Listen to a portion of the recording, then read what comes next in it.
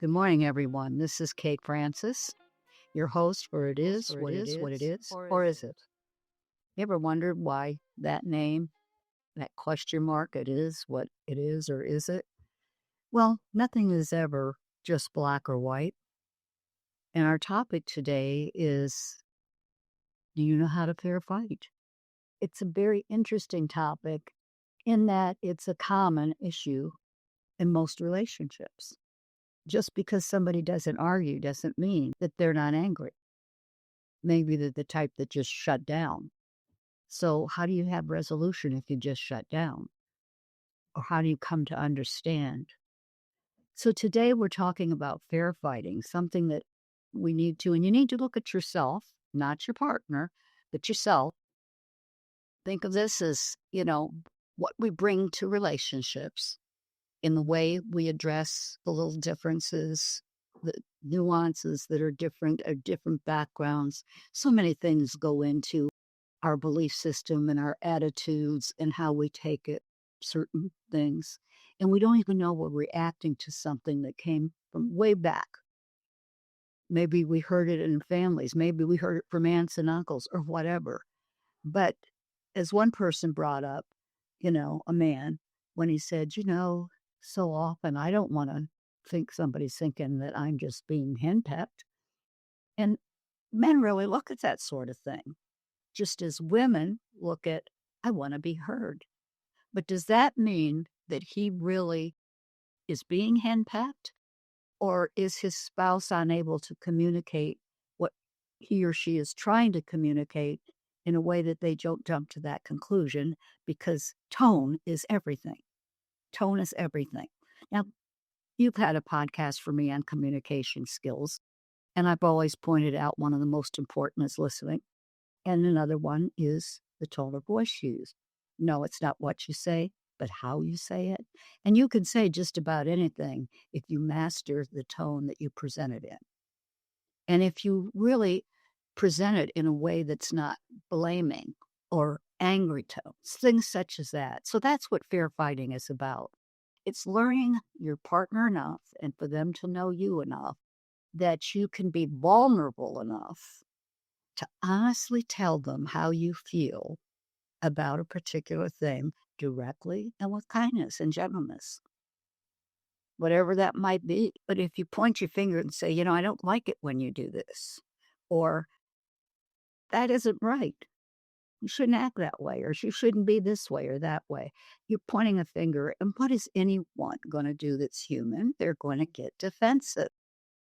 And now we've got two people that are now defensive because they're not really in the state of frame or mind to stop and really listen.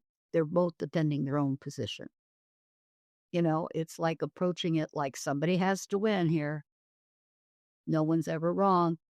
A fair fight, which what do I consider a fair fight?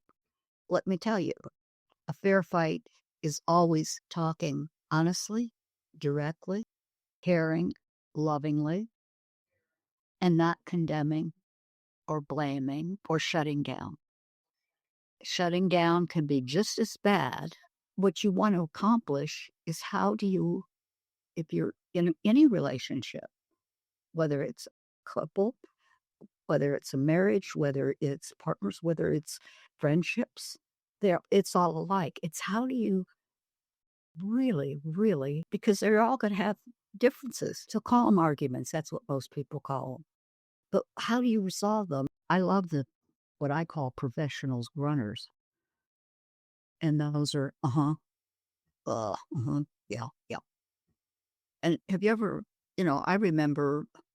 I remember going out one time and he was sitting across from me at a dinner and he wasn't looking, he wasn't talking. So I decided to time him because I was talking, but I noticed he wasn't answering. He wasn't even looking. I thought, this is interesting. I haven't sat across from anybody who's been quite this way. So I decided to time him and I looked down at my watch and I just stopped talking. 5 minutes went by, 10 minutes went by. Right around 16 minutes, he finally put his head up and said, "What was that you said?" That is a defense mechanism. I think I hear plane, a helicopter coming over right now. Bear with me. Maybe this is a sign.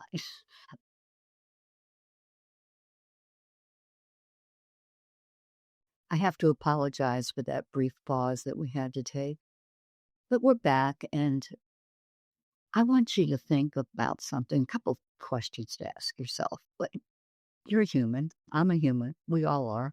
How often do you find yourself in a disagreement or argument with someone? Is it weekly? Is it maybe once a month? That's a real frequent time, once a month, maybe twice. If it's daily, I suggest you get help. Okay. If you're arguing on a daily basis, then somehow you have not found a way to sit down as reasonable, mature adults and find a solution. And there are solutions. The solutions are, as individuals, that you take a step back and ask yourself, do I tend to get defensive?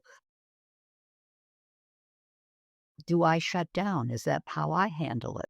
Do I walk away or out the door for a ride or whatever? How do I react when I'm interacting in a relationship? And is it different how I do it with friends versus how I do it with someone that I love, such as a spouse or a partner or, really someone that's in my life daily? It's an interesting thing when you think about that we don't think about these things. So is it? What is it? Or is it? Ask yourself, but please ask yourself about yourself.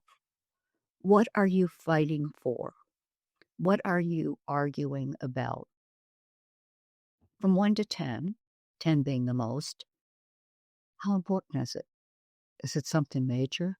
Is it something to do with in laws? That's a biggie. Is it over children? That's a biggie. Is it over finances, which is really a biggie? Finally get down to what's the pattern here? What's the theme of our dance? Every couple has a dance. Now we already know that we each bring our past into our relationships, good, bad, or ugly. We bring them with us, unless we have worked enough on ourselves that we recognize that, hey, this is not, I need to let go. I need to let go of my anxieties, my insecurities. I need to find a way. And faith can come in here because there's a higher power that if we turn to, we can maybe start to see it from a spiritual aspect and approach the problem in that way, which I think is a wonderful way. That's not talking about what church do you go to, what religion or doctrine. It's talking about you having faith in that God and in the knowing that we could look in the Bible, for that matter, and find out what it says about arguing. Maybe not in those words, but certainly. So when you're fighting, what do you really want to accomplish? Is it want to be the winner? Or nobody's going to tell you what to do?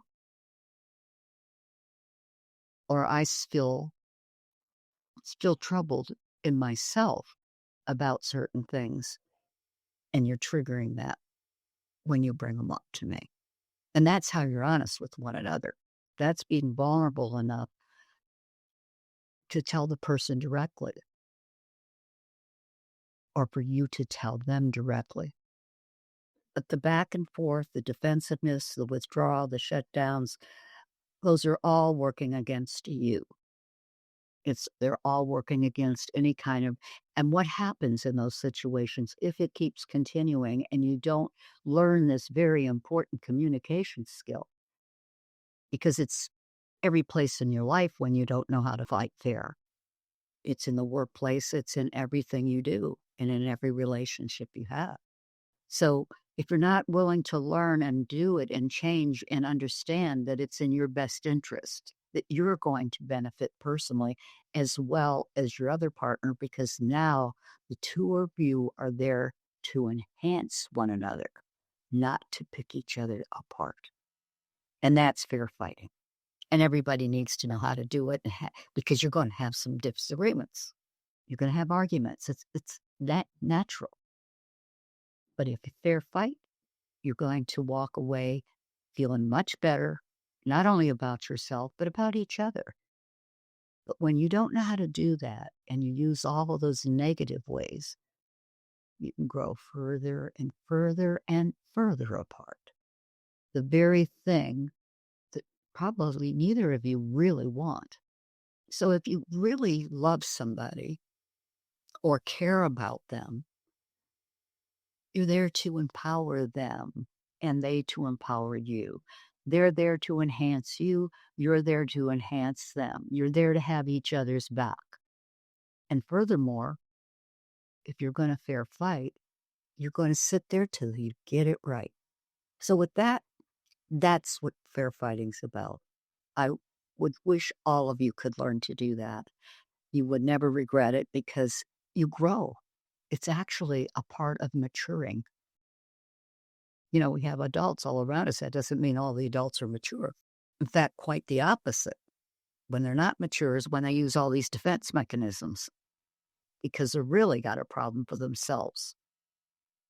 And you get two people together that both are sensitive or whatever, you're going to have this happen. And don't get so worried about it. If you're willing to step back and say, well, where's the compromise here? Can I compromise with this person? If it's important to them, should it be important to me if it's not a demand? And if it's not going to hurt me? Or am I going to just stick to my guns and put my feet in the sand and I'm not budging? Well, that tells you that you're not interpreting right. Either side. I was talking about a passive man. I don't know if that's where we had to pause, but I was talking about him making the appointment and him coming in, and he was kind of a meek, quiet, passive. The wife was boisterous. She was high-pitched in her tone, and the bottom line was that he just wanted to have an honest conversation with her. She blamed him for everything. She pointed out every weakness he ever had, or will ever have, or maybe didn't even have.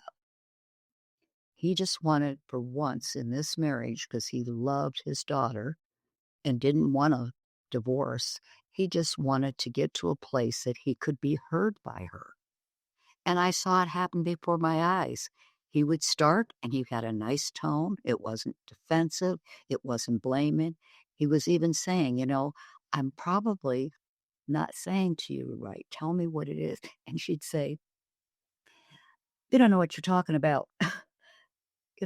You have the problem. It's not me.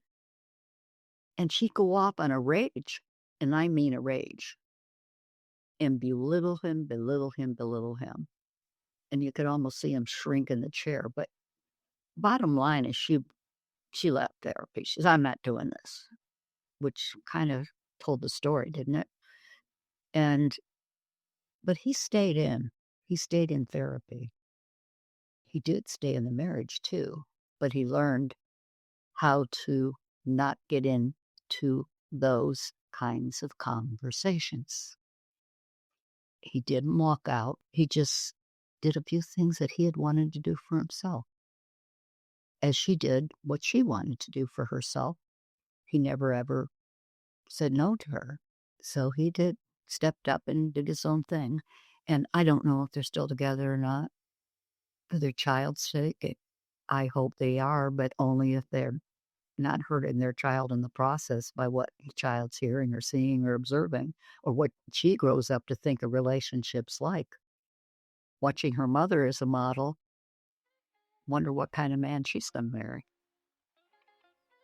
So anyhow, guys, end of our topic today. It's been, as always, so much fun being with you. And next week, we'll have our other chat just as we're having every week. And the topic, not quite sure yet, but you'll hear it when I get there. So you take care. Thank you again for joining. Thank you for your to my loyal listeners. I really appreciate you, as you know. And we're growing. We'll just hang right in until we just keep keeping on. What can I say? Take good care of yourselves. Stay safe. God bless you. And remember, always keep your faith. Never give up hope. And know when to let go. And I highly recommend the book written by Tony Evans that says, Let It Go is the title, and how to deal with fears and anxiety. And fears is part of not being able to do fair fighting, your own fears. Thank you very much.